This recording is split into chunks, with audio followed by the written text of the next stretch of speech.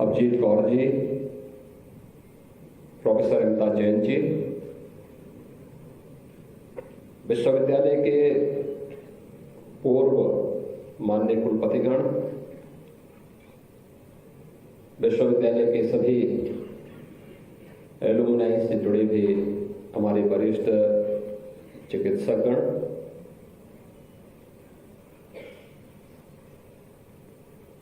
विश्वविद्यालय के सभी वरिष्ठ चिकित्सकगण और मेरे युवा साथियों, छात्र छात्राओं, 120 वर्ष की शानदार यात्रा के लिए मैं आप सबको बधाई देता हूं। यहां से निकले हुए पुरातन छात्रों ने केजीएमयू की गरिमा को बढ़ाने के लिए जो परिश्रम किया वो अभिनंदनीय है, सराहनीय है। मैं उन सब का, जो यहाँ मौजूद है उनका भी, जो मौजूद नहीं है उनका भी हृदय से अभिनंदन करता हूं।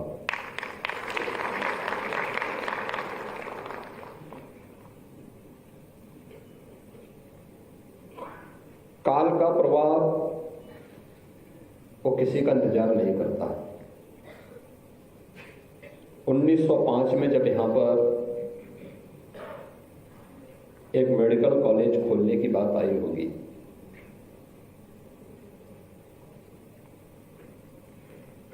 और उस समय की रियासतों ने सहयोग किया है,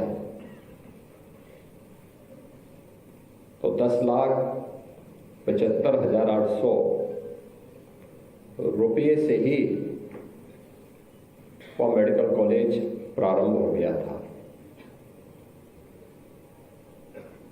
और आज अपनी एक शानदार यात्रा के साथ देश के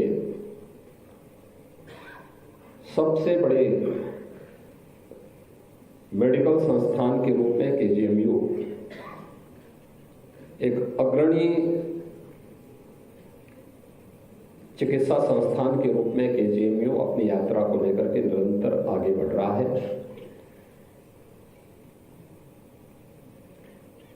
महत्वपूर्ण ये है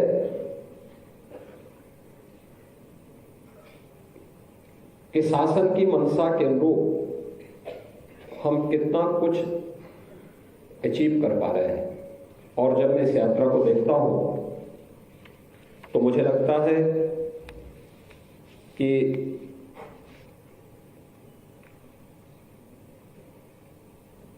लगभग अब 150 एकड़ के क्षेत्रफल में इसका दायरा होने जा रहा है। और जो कुछ भी यहां पर आज के दिन पर हम देखते हैं कि नेक ने जब मूल्यांकन किया था केजीएमयू का, A+ की रैंकिंग दी थी। NIRF ने मेडिकल संस्थान को 19वीं रैंक दी, डेंटल संस्थान को 4th रैंकिंग दी, और विश्वविद्यालय को भी 53वीं रैंक देकर के इस विश्वविद्यालय के कार्यों को तो सराहा ही, लेकिन आगे के टारगेट भी उनके सामने फिक्स किए हैं। स्वाभाविक रूप से आज आपके पास एक भारी भरकम फौज है, और मुझे लगता है कि देश के अंदर बहुत कम ऐसे संस्थान होंगे जिनके पास MBBS की 250 सीट, BDS की 100 seats, BSc nursing 100 seats, MSc nursing की 50 सीट्स, MDS की 46 सीट्स, MD और MS की 355 सीट्स, DM MCH की 91 सीट और पैरामेडिकल की 628 सीट्स उपलब्ध हो, और वह केजीएमयू के पास एक कैंपस में इतना कुछ मौजूद है जिसमें 522 चिकित्सक हैं, 5000 से अधिक यहाँ पे छात्र छात्राएं हैं और 7,500 यहाँ पे अन्य कार्मिक भी 60 विभागों के साथ 27 सुपर स्पेशलिटी के साथ इस चिकित्सा विश्वविद्यालय को यहाँ पे संचालित कर रहे हैं। किसी व्यक्ति हो या संस्थान, उसकी पहचान होती है संकट के समय। सामान्य दिनों में तो हर व्यक्ति काम कर सकता है, लेकिन जब अचानक कोई चुनौती सामने आती है तो लोग जो बड़ी बड़ी दावेदारी करते हैं वे सब मैदान छोड़कर के भागते हुए दिखाई देते हैं। और वह एक समय होता है जब व्यक्ति के द्वारा जो निर्णय लिया जाता है, कहते हैं ना कि वक्त सबका आता है,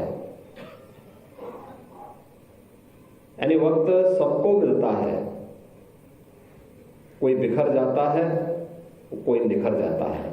तो चुनौती को जो स्वीकार करता है वही निखरता है, और चुनौती से जो भागता है वही बिखर जाता है। तो हमें बिखरना नहीं है, हमने निखरना है, अपने संस्थान के गौरव को बढ़ाना है और उसके माध्यम से स्वयं को गौरव को भी आगे बढ़ाना है। और वह एक अवसर है आपके पास कि इतना कुछ होने के बाद भी जो बातें यहां पर आपके सामने की, आज केजीएमयू बहुत सारी नई नई सेवाओं के साथ आज यहां पर आगे अपना कार्य कर रहा है। हमसे जो भी विश्वविद्यालय ने शासन से जो भी अपेक्षा की, जो कुछ भी मांगा, शासन ने उसमें कभी मना नहीं किया। बल्कि मैं तो हमेशा कहता हूं कि हमें देश और दुनिया को देखना होगा, वर्तमान के साथ साथ हमें भविष्य की 50 और 100 वर्ष की अपनी कार्य योजना को अभी से तैयार करते हुए आगे बढ़ना होगा। और मुझे प्रसन्नता इस बात की है कि केजीएमयू ने उस समय जब इस सदी की सबसे बड़ी महामारी कोरोना आया था, कोरोना की उस महामारी में के दौरान मैंने प्रदेश के अंदर बहुत सा कुछ ऐसे संस्थान भी देखे थे जहां पर एक संस्थान में मेडिकल कॉलेज था। उस समय कोविड का कोई पेशेंट भी नहीं आया था, लेकिन हम लोगों ने कार्रवाई जब आगे बढ़ाने के लिए कहा कि भाई लॉकडाउन प्रारंभ हो गया, कार्रवाई आगे बढ़ाने के लिए कहा, तो वहां के कुछ चिकित्सकों ने अपने को क्वारंटाइन कर दिया। मैं भुजक था, तो मैंने उनके घर में ही टीम भेजी। मैंने कहा उन्हीं का सैंपल ले लो। अब आश्चर्य करेंगे कि उनका नेगेटिव आया, पहला नेगेटिव आया, फिर दूसरा भी नेगेटिव आया, तीसरा नेगेटिव आया। तो फिर उन्होंने कुछ मैनेज करने का प्रयास किया, तो मैंने कहा नहीं, चौथी बार तो मैं तुम्हें ही नेगेटिव करूंगा। और चौथी बार फिर मैंने उनको सस्पेंड किया। बाद में उन्होंने वहां के प्रिंसिपल पर और तमाम उन पर बहुत दबाव बनाया। मैंने कहा नहीं, मैंने कहा जब तक कोविड पूरी तरह समाप्त नहीं होगा तब तक इनको बहाल नहीं करेंगे। और तभी हमने बहाल उनको किया जब कोविड समाप्त सचमुच हो गया। लेकिन केजीएमयू एक ऐसा संस्थान था जो डे फर्स्ट से इस चुनौती से जूझने के लिए प्रधानमंत्री मोदी जी की मंशा के अनुरूप और सरकार की मंशा के अनुरूप पूरी तत्परता के साथ कार्य करते हुए परिणाम देने के लिए यहां आ रहा था, सामने आया था। और मैं उस समय भी कई बार मुझे यहाँ के संस्थान और यहाँ के कोविड हॉस्पिटल का निरीक्षण करने, यहाँ की व्यवस्थाओं को देखने का अवसर उस समय मिला था। ये अवसर होते हैं जब हम लोग जन विश्वास को अर्जित कर सकते हैं। पब्लिक फेथ को प्राप्त कर सकते हैं। और वह एक अवसर होता है जब यह कार्य उस समय केजीएमयू ने किया था, और आज जब आप काफी आगे की दिशा में आगे बढ़ रहे हैं, यहां पे जो बातें अभी चल रही थी, जो इसको प्रदेश सरकार ने आपको जो पैसा अभी 300 करोड़ रुपए यहां के लिए स्वीकृत किए हैं, जिसमें हाइब्रिड ओटी, रोबोटिक सर्जरी का सिस्टम लगाने, न्यूरो नेविगेशन सिस्टम, माइक्रोस्कोप और सुपर माइक्रो सर्जरी के लिए, 2 कार्डियक कैथेटराइजेशन लैब्स के लिए, लीनियर एक्सीलेटर के लिए, हाई एंड डीएसएस लैब्स की स्थापना के लिए, ये सभी धनराशि आपको यहां पर उपलब्ध करवाई ही है। साथ साथ 377 करोड़ रुपए से अधिक की धनराशि सर्जरी डिपार्टमेंट के एक नई बिल्डिंग के लिए भी आपको धनराशि, पूरा डिपार्टमेंट बनाने के लिए भी इसके लिए धनराशि स्वीकृत की है। इसके अलावा फायर सिक्योरिटी के लिए भी यहां पर लगभग 46 करोड़ रुपए अतिरिक्त स्वीकृत किए हैं। लारी कार्डियोलॉजी का यहां पे विस्तार 70 करोड़ रुपए की लागत से अभी इसका भी विस्तार हो रहा है, और साथ साथ यहां पे बहुत सारी अन्य ऐसी फैसिलिटी उपलब्ध हो रही है जो आज की आवश्यकता है, जिन की अपेक्षा केजीएमयू से हर व्यक्ति चाहता है और जिसको लेकर के हम कार्य कर सकते हैं। और मुझे लगता है कि आज जो केजीएमयू और आईआईटी कानपुर के बीच में भी ये एमओयू इसके लिए संपन्न हो चुका है कि हम लोग मिलकर के कार्य करेंगे। मुझे लगता है कि हम लोग इस मामले में बहुत पीछे हैं, इसको और तेजी से आगे बढ़ना चाहिए। और याद करिए, कोविड के कालखंड के दौरान भी मैंने केजीएमयू, एससीपीजीआई, आईआईटी कानपुर, एकेटीयू, इन सबको एक साथ बैठक की थी कि भाई मिल करके मेडिकल एजुकेशन को और टेक्निकल को एक साथ मिल करके कार्य करना होगा। जब हम साथ साथ मिल करके चलेंगे तो परिणाम और बेहतर आ सकते हैं। मैंने कोविड कालखंड के दौरान देखा था, यूएस से एक डॉक्टर आए थे, वह कार्डियोलॉजिस्ट है यूएस में। तो आए मुझसे मिलने के लिए, तो मैंने उनसे बातचीत की, तो उन्होंने मुझे कहा कि साहब मैं तो यहीं से पढ़ा हूं, कानपुर से। तो मैंने समझा कि गणेश शंकर विद्यार्थी से पढ़े होंगे। तो कहा नहीं साहब, मैं आईआईटी कानपुर से बीटेक किया हूं। मैंने कहा बीटेक किए हैं तो फिर आप कार्डियोलॉजिस्ट कैसे हो गए? उन्होंने कहा नहीं साहब, अमेरिका में सुविधा है कि आप अपनी बैचलर डिग्री के बाद आपके पास एक ऑप्शन होता है कि आप आगे की पढ़ाई किस उसमें करना चाहते हैं। इसके लिए मैं वहां गया और वहां जाने के बाद फिर मैंने इस फील्ड को चुना है और आज मैं एक सफल कार्डियोलॉजिस्ट वहां पर हूं। यानी आप सोचिए, वे आज से 25 वर्ष 30 वर्ष पहले की बात कर रहे थे और हम आज अभी उस दिशा में सोच रहे हैं। हमें तेजी के साथ आगे बढ़ने की आदत डालनी पड़ेगी और यह जो प्रयास हो रहा है, यह काफी तेजी के साथ हमें आगे बढ़ा सकता है।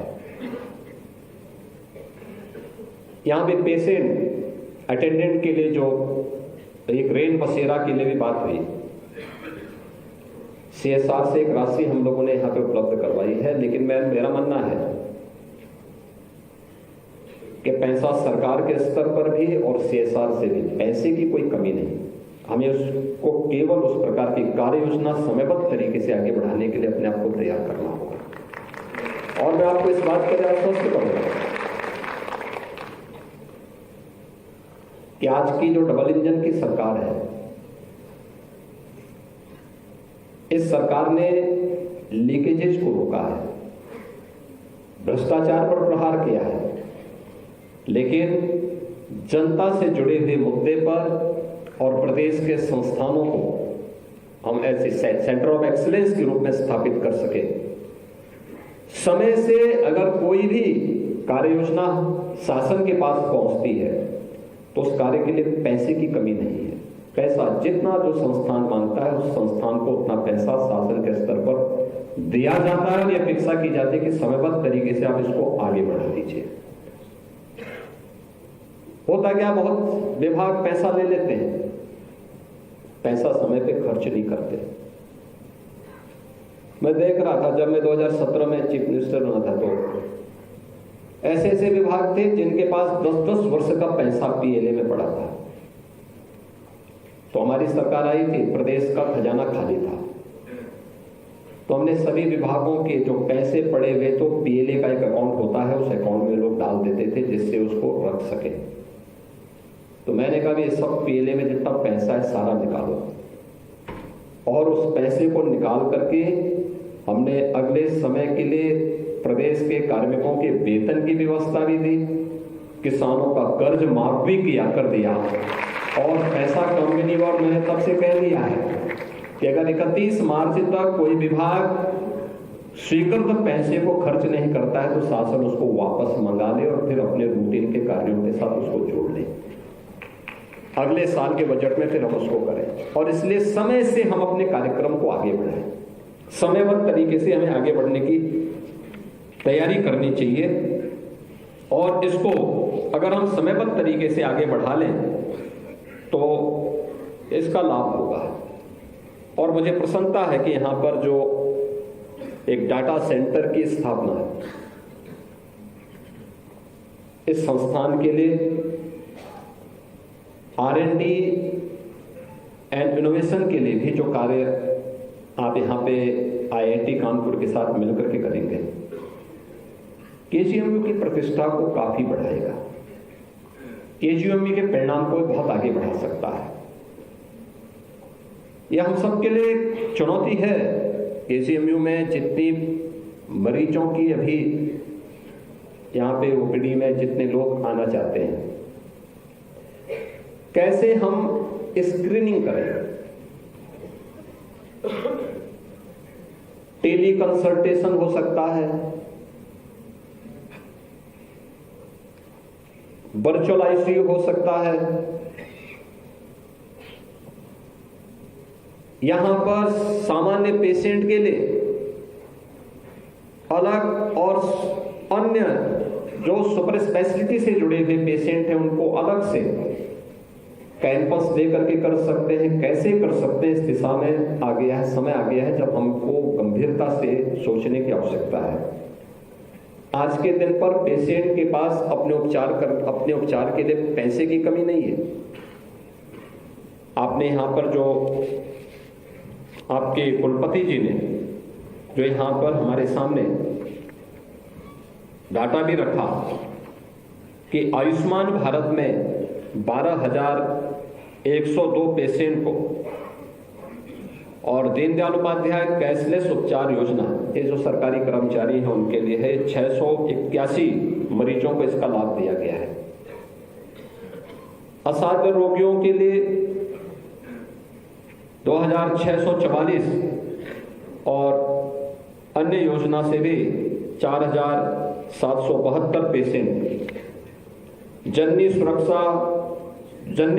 शिशु सुरक्षा योजना में 6,388 और CM और PM रिलीफ फंड से भी 2,768 पेशेंट और इससे यहां पर उपचारित हुए।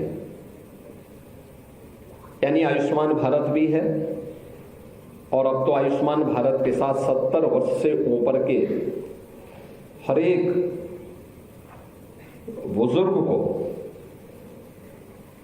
प्रधानमंत्री मोदी जी ने प्रतिवर्ष 5 लाख रुपए की स्वास्थ्य बीमा की गारंटी दे दी है कि वह कहीं भी जाए अपना उपचार करा सकता है। और मुझे लगता है कि ये भी है, हम लोग स्वयं भी सीएम रिलीफ फंड से पर्याप्त धनराशि देते हैं और भी अन्य मदों से धनराशि आज के दिन पर जरूरतमंदों को पर्याप्त मात्रा में उपलब्ध होती है। समस्या पैसा नहीं, समस्या वही है जो यहां पर जो चिंता डिप्टी सीएम श्री ब्रजेश पाठक जी ने भी और प्रदेश सरकार के राज्य मंत्री श्री महेंद्रेश्वर शरण सिंह जी ने भी कही कि ओपीडी एक वर्ष में 19 लाख मरीज ओपीडी में यहां देखे गए।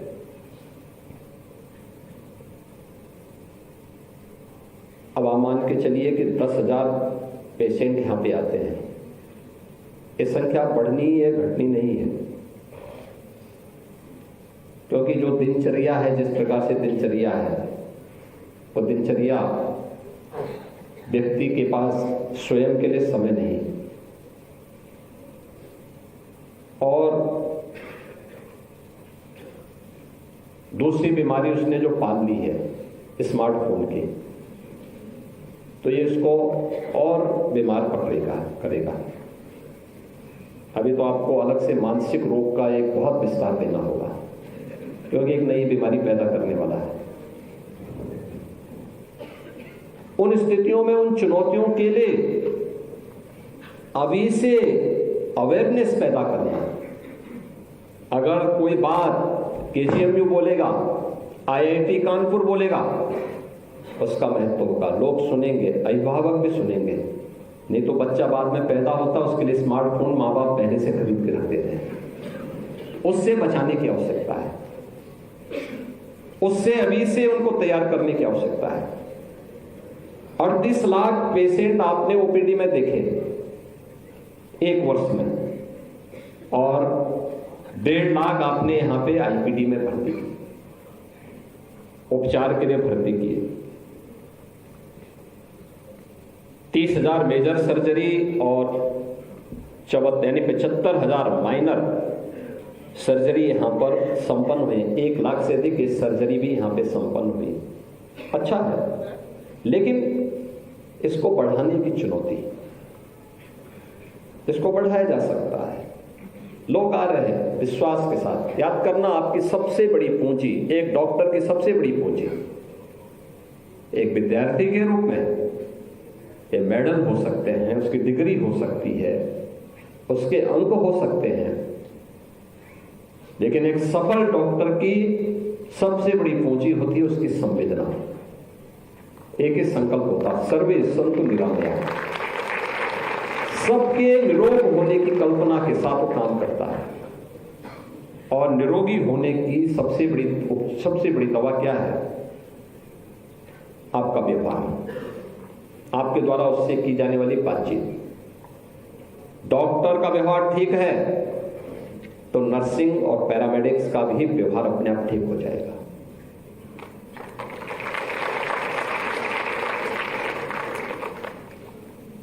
हमें उस पर विचार करने की आवश्यकता है, कैसे हम इसको कर सकते हैं।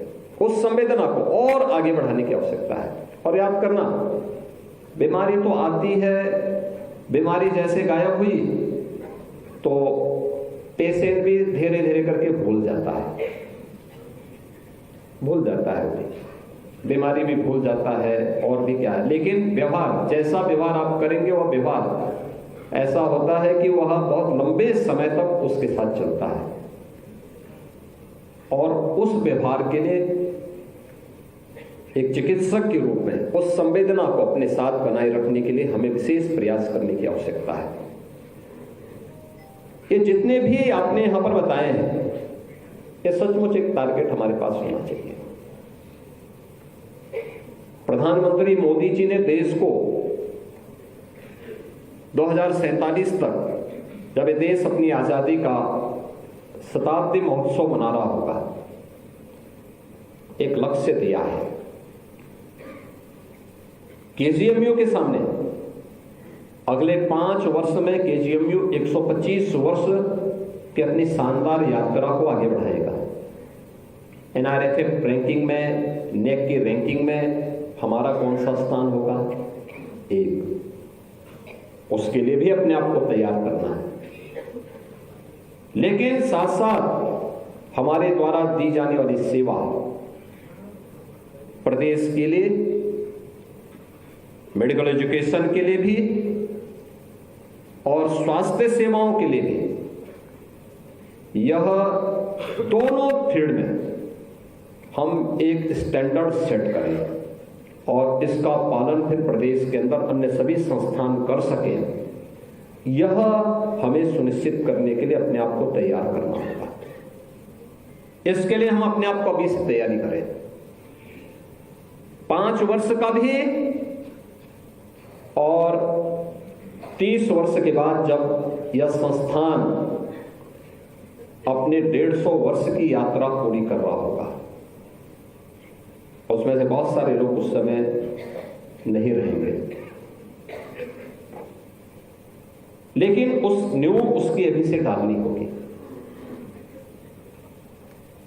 आप सोचे ना, 1905 में जब केजीएमयू की स्थापना हुई होगी, उसके लिए जब विचार हुआ होगा, उससे पहले उस समय लोगों को थोड़ा पता रहा होगा कि 120 साल के बाद भी लोग यहां पे हमें याद करेंगे। 120 वर्ष के बाद यह संस्थान इतने बड़े संस्थान के रूप में विकसित होकर के आगे बढ़ेगा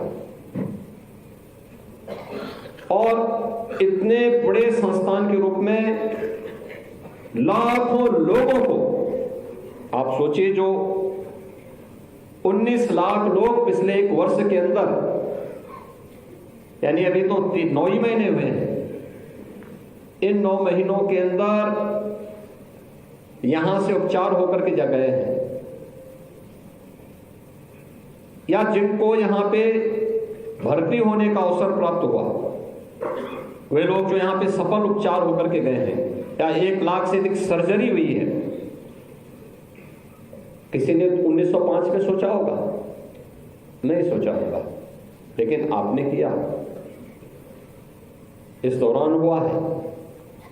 इसको और बढ़ाने की दिशा में कैसे हम प्रयास कर सकते हैं, और ये इसलिए भी वेंकटेश्वर शरण सिंह जी इसलिए कर रहे थे क्योंकि देखिए कितना अच्छा संजोग है कि जब केजीएमयू बन रहा था तो इनकी स्टेट से भी केजीएमयू के निर्माण के लिए कंट्रीब्यूशन गया था, उस समय गया था,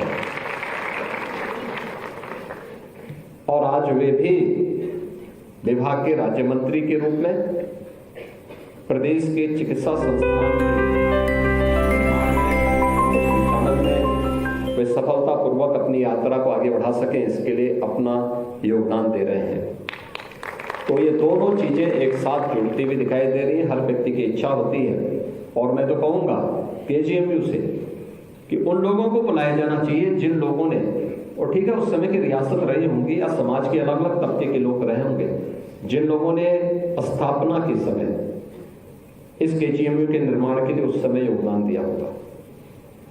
ये स्मृतियां रहनी चाहिए, क्योंकि जब आप पुराने दानदाता को बुला करके उनको सम्मानित करेंगे तो नए लोगों की चेतना को भी कुछ, उनकी आत्मा भी उनको झकझोरेगी कि हमें भी कुछ कंट्रीब्यूशन करना चाहिए। दूसरा, जैसा यहां पाठक जी ने कहा, पूरे देश के अंदर और दुनिया के अंदर केजीएमयू एलुमनाई वहां मौजूद है, उनको भी बुलाया जाना चाहिए। अलग अलग वर्ष के लोगों को बुला करके और फिर उन लोगों का भी कंट्रीब्यूशन इस संस्थान के लिए कैसे हो सकता है, अलग अलग तरीके से लोग कर सकते हैं। देखिए SCPGI में हम लोगों ने अभी सलोनी फाउंडेशन के माध्यम से 450 करोड़ रुपए वहां उनको उपलब्ध करवाए हैं CSR में, और भी अन्य सहयोग वहां पे इस रूप में प्राप्त हुआ है। CSR की भी कमी नहीं है और शासन के स्तर पर भी हाथ बांधे के नहीं गए हैं। मैंने कहा ना, जितना पैसा आप मांगेंगे, और मुझे लगता है कि चाहे यहाँ पे जो वेटिंग है कार्डियक सर्जरी की हो, चाहे वह किडनी ट्रांसप्लांट से जुड़ी हुई हो, चाहे वह अन्य जितनी फील्ड की हो, ऑर्गन ट्रांसप्लांट के लिए बारे में या फिर उसको डोनेशन के बारे में, हम लोगों में बहुत तेजी के साथ इसका विस्तार करें, बचाएं, खूब बताएं लोगों को। इसके बारे में लोगों के मन में एक चेतना को जागृत करने की आवश्यकता है, बताने की आवश्यकता है कि कोई व्यक्ति अगर ब्रेन डेड हो गया है और उसके ऑर्गन अगर किसी दूसरे व्यक्ति की जान को बचा सकते हैं तो डोनेट करने में क्या बुराई है। और उसके बारे में लोगों को बताने की आवश्यकता, हम लोगों को बताएंगे, आपके स्तर पर, केजीएमयू के स्तर पर इस प्रकार के अवेयरनेस कैंप लगेंगे, पेशेंट बैठे रहते होंगे, पेशेंट के अटेंडेंट बैठे रहते होंगे, उनके लिए भी कोई कार्यक्रम इस प्रकार का चले, कोई आप फोल्डर या पंपलेट ही उनके सामने रख दें, उनको पढ़ने के लिए दे दें, कुछ तो देखने को मिलेगा। या कहीं बैठते होंगे वहां पर केजीएमयू के स्तर पर कोई एक चैनल या कोई टेलीविजन की कोई व्यवस्था वहां पर है, केजीएमयू की सेवा के साथ साथ वहां पर अंगदान देने के लिए भी लोगों को अगर आप प्रेरित कर सके उसके माध्यम से छोटा छोटा विज्ञापन बना करके कि कोई भी दे सकता है। और अगर कोई व्यक्ति ब्रेन डेड हो चुका है तो उसके बाद क्या मतलब है, कर सकता है, उसके कोई ऑर्गन किसी दूसरे के लाइफ को आगे बढ़ाने में योगदान दे सकते हैं। डॉक्टर बोलेगा उसका प्रभाव होगा, बहुत प्रभाव होगा, तो बहुत सारे लोगों को नई जिंदगी मिल सकती है। और ये हमारे लिए चिंता का विषय इसलिए भी है क्योंकि एक तो आपके ट्रॉमा सेंटर की स्थापना के बारे में भी यहां पर लगातार कार्रवाई को आगे बढ़ाया जा रहा है। सड़क दुर्घटना हम सबके सामने एक चैलेंज है और चैलेंज इस रूप में है, अकेले एक वर्ष में यूपी के अंदर 25,000 से अधिक मौतें सड़क दुर्घटनाओं में हुई हैं। इसमें 40% से अधिक मौतें ऐसी थीं जो 18 वर्ष से लेकर 40 वर्ष की उम्र के युवा थे। क्या बीतती होगी उन परिवारों में जिनमें एक, पहले तो कोई भी व्यक्ति मरे परिवार में तो उनके लिए एक सदमा है, लेकिन जिस परिवार का अकेला एक पुत्र हो और किसी दुर्घटना का शिकार हो जा रहा हो, क्या स्थिति होती है उस परिवार के सामने। उन स्थितियों में आपका ट्रॉमा सेंटर किसी ऐसे गंभीर पेशेंट की जान को जब बचाता है, एक नया जीवन उसे देता है, वह सचमुच देखने लायक होता है। उन लोगों के चेहरे और उनके मिलने वाली दुआ डॉक्टर को भी और संस्थान को भी एक नई उन्नति के मार्ग पर लेके चल सकता है। आज के इस अवसर पर जब 120 वर्ष की आपकी इस यात्रा को आगे बढ़ाया जा रहा है, अन्य उपलब्धियों के साथ साथ जो एक उपलब्धि आपके पास है, हम यहां देख रहे थे जब मेडल दे रहे थे, 120 वर्ष में आपने महिला सशक्तिकरण का लक्ष्य जरूर प्राप्त किया।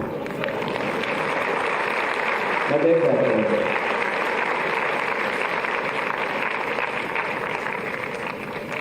ब्रजेश जी बोल रहे थे कि 70-75 तो कुलपति जी ने कहा नहीं 85% बालिकाओं ने मेडल जीते हैं अपने अपने फैकल्टी में, अपने अपने कोर्स में।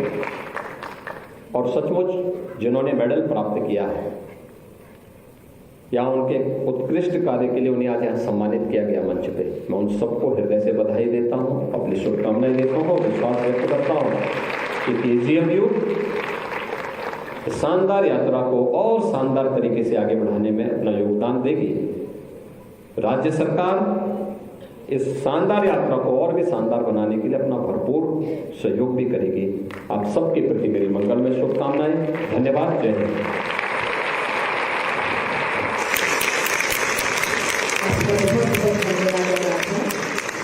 आज किंग जॉर्ज चिकित्सा विश्वविद्यालय के स्थापना दिवस के शुभ अवसर पर हमारे माननीय अतिथियों ने अपनी गरिमामयी उपस्थिति से